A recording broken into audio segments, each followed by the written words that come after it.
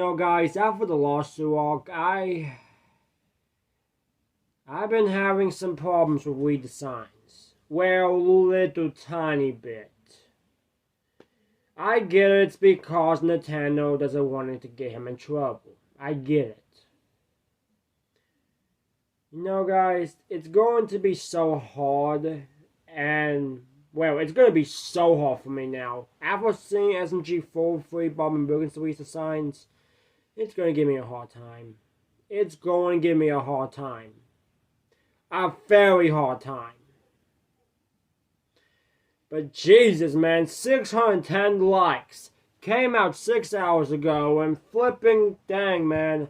Didn't do this earlier because I was at school and freaking, like that. So whatever, it is what it is. Oh man, so since the lawsuit arc is finally over now, we're gonna be fine, get back in peace. But I'm still disappointed of some of this. But you know what? I'm just gonna have to deal with it. So let's check out his review to see what Civil YT has for us. Yeah, I'm gonna feel his pain. War of the Fat Italians 2022 has concluded, and along with it, the lawsuit arc comes to an end. So that means it's time for the review. And I just wanted to point this out here, that if you can't handle constructive criticism, then this video isn't the right video for you. Because this arc, let's just get into it. Make sure to like and subscribe, enjoy the video. Throughout this past year, I've developed this channel from absolute zero, and it has been extremely fun. I've dissected the lore piece by piece and wrote several reviews on the series as a whole for what I believe can be improved upon. But yet, here we are at the lawsuit arc, and well, I gotta say, I'm not upset or mad, but I just feel kinda disappointed and underwhelmed by this arc. I feel you, man. I feel you as well. Same for me. I hate to see it fall out over time, and so I have to be harsh on some criticisms, and this arc just screams that the series needs revitalizing, and I hope this video can share a better light as to why. Let's start off with what this arc did right. This arc was the first arc in a very long time to return to an arc format similar to the Waluigi arc, and I love that. It takes an episodic episode idea and turns it into an arc, just like the Waluigi arc did. That way, the transition into the arc felt way more natural than most arcs these days, as not only was there minimal episodes in between so the story flows more naturally, but also using an episode idea as a base for this arc. And not to mention, I love the concept here. SMG4 getting sued by Nintendo, it's perfect for an average episodic episode, but for an entire arc to be based around it, it's very unique and something we really haven't seen before. With a concept like that, they can easily make what could be the best arc in the series so far. But here is where the problems with this arc start arising. The execution is just not up to par with previous arc standards. Now, SMG4 these days is known for a lot of missed potential, but this arc is pretty much just that, missed potential. It seems that they wrote a story that could only last 1 to 4 episodes, but for some reason, it drags on for 7, which means this arc has a bunch of filler in it. By the time this arc starts, they're essentially in the same situation as by the time Wattfi 2022 hits. Nothing really changes throughout 7 episodes. How do you go from a deep interconnected story with several deep lore elements added to the series to literally just a linear line from start to finish? And don't even get me started on Wattfi 2022. I recommend checking my previous video as I explain exactly why all of this for bad. But let's go ahead and talk about what's inside If this happened next year, Wattfi 2023, in the previous video, I predicted that the video would start in court. Wattfi challenges begin, a rap battle starts, and Lawyer Kong is defeated. And I was right. Which further proves my point that arc Wattfis are just bad due to their predictability and how they ruin arc. But to me, I don't necessarily think that this arc was really trying to go for a well-written story. It feels like the only reason this arc existed was to give these copyrighted characters redesigns. Now, why would they make an arc just for that? Well, redesigns are a major change for the series, and most of the time, major changes happen in arc. So naturally, changing a bunch of character designs in an arc will be much more impactful than it would be in a standalone episode. And let me make it clear, none of these redesigns were impactful. Let's go back to Meggy in the anime arc and her redesign. This redesign had an actual purpose for existing for the narrative. It is meant to represent the struggle she's been through over the arc and the struggle she will face in the future going forward. It represents character development. Going over to Psycho's redesign, it follows a similar ideology, where it's meant to represent character development with Kaizo. But here, these redesigns only exist because they're scared of Nintendo. Now, that does make sense, and I can understand why you would want to redesign these characters if you're afraid of the company. But as of right now, as far as we know, the real Nintendo isn't after them. which means if they really wanted to redesign these characters out of fear, and they aren't actually in legal trouble with Nintendo, then they could have taken this redesign process much slower than just making an arc that feels like the only purpose was to give these characters redesigns. Because now, the redesigns for these characters don't have significant meaning to their characters and how they progressed over the years. For example, if you really wanted to redesign SMG4 and 3, then you could have done that in the Genesis or Revelations arc. You know, when these characters were receiving tons of development. It would have been a I don't know about that. I was a little afraid if that happens. Implemented their redesigns in Kaizo's story and also fleshed out that arc more so those redesigns would make sense. Kaizo's story had such a great setup at the beginning, and for some reason it felt like they rushed through everything at the end. This would have been a perfect arc, as it's something new and unique, and could have connected Bob and Lucas together. I'm afraid it's going to be like this for the rest of his life. It was rushed, and it felt like the only reason it was rushed was to make way for the lawsuit arc, which in comparison doesn't have the same level of thought-out writing as Kaizo's story. Now, the characters they did in fact redesign is Bob, Boopkins, SMG3, and 4, and yet only SMG4 played a massive role in this arc. Why would you redesign these other characters in a narrative sense? They were barely involved in the arc. I can understand SMG3 because he's meant to exist alongside 4, but 3 didn't even play a role here. If you want to redesign these characters, have them play a role, and of course, this arc would have been perfect for Bob and Boopkins as well. Both of them are Nintendo IP, and so they have a perfect opportunity to fit these two into the narrative.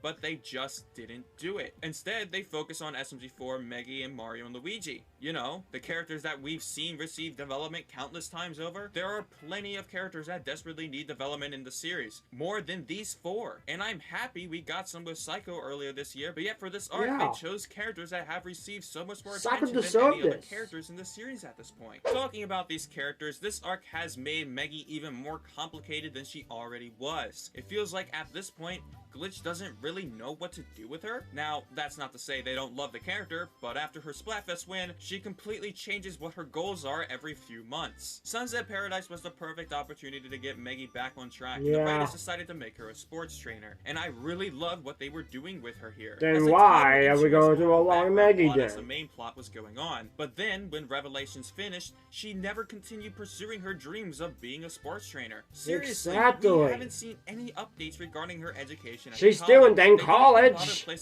Not Melody, because she freaking graduated.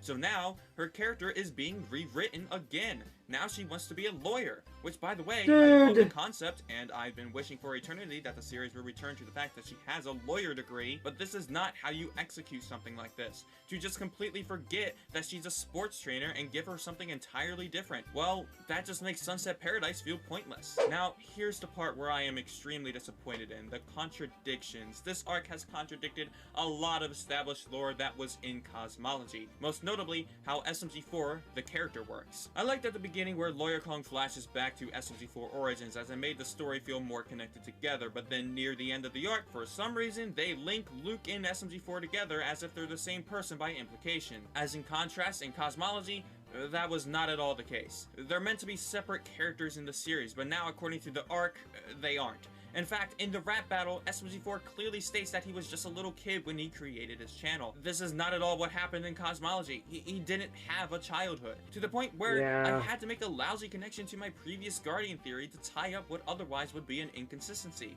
And I hated doing that. Glitch Productions wanted to make really deep lore for the series, but for some reason, every other arc contradicts that established lore. And if arcs continue doing this, the lore is going to get even more and more screwed up as time goes on. This arc takes so many previous concepts and twists them together to create a mess. We've seen all of this stuff before, and so it's very hard to get emotionally attached here. The characters all falling down after the DMCA was signed feels exactly what happened in the YouTube arc. And so we knew for a fact these characters would be returning.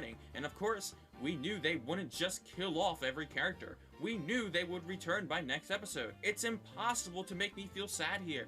These moments aren't impactful because we've seen it all before, and Lawyer Kong as the main antagonist of this arc just isn't that good as in comparison he was to Funky Kong, antagonists such as SMG4 or even Zero, because he literally speaks using the DK rap, which sounds very not good. I'm sorry, but I cannot take a villain like this seriously when the DK rap has been memed to death. And not to mention his voice is really hard to understand at times. Of course, you could just read the text, but his voice is so drastically annoying. It was good for the Waffy rap though.